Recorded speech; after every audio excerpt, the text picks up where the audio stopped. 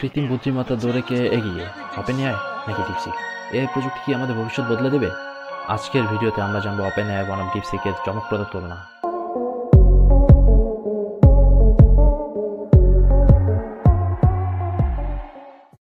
OpenAI প্রতিষ্ঠিত হয় 2015 সালে। এটি মূলত মানুষের মতো চিন্তা করতে সক্ষম এমন কৃত্রিম বুদ্ধিমত্তা তৈরি করে। এর সবচেয়ে জনপ্রিয় প্রোডাক্ট হলো চ্যাটজিপিটি, যা লক্ষ লক্ষ মানুষ ব্যবহার করছে। ওপেনএআই বর্তমান এআই জগতের শীর্ষে রয়েছে, তবে প্রতিযোগিতার ময়দানে নতুন প্রতিদ্বন্দ্বী এসেছে।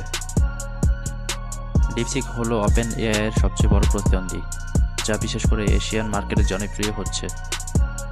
2023 সালে চীনে ডিপসিক প্রতিষ্ঠিত হয়। ডিপসিক মূলত চীনের নিজস্ব এআই প্রযুক্তি গড়ে তুলেছে, যাতে তারা ওপেনএআই এর উপর নির্ভরশীল না থাকে। তবে কি এটি ওপেনএআইকে হারাতে পারবে? ওপেনএআই বিশ্বব্যাপী জনপ্রিয় হলেও ডিপসিক দ্রুত উন্নতি করছে। ভবিষ্যতে কে এগিয়ে যাবে তা নির্ভর করবে তাদের প্রযুক্তিগত উন্নয়নের উপর। কৃত্রিম বুদ্ধিমত্তা আমাদের জীবন বদলে দিচ্ছে। ভবিষ্যতে এআই আরও শক্তিশালী হয়ে লেখালেখি, ডিজাইন, প্রোগ্রামিং, এমনকি চিকিৎসা ও ব্যবসার ক্ষেত্রে বিপ্লব ঘটাবে।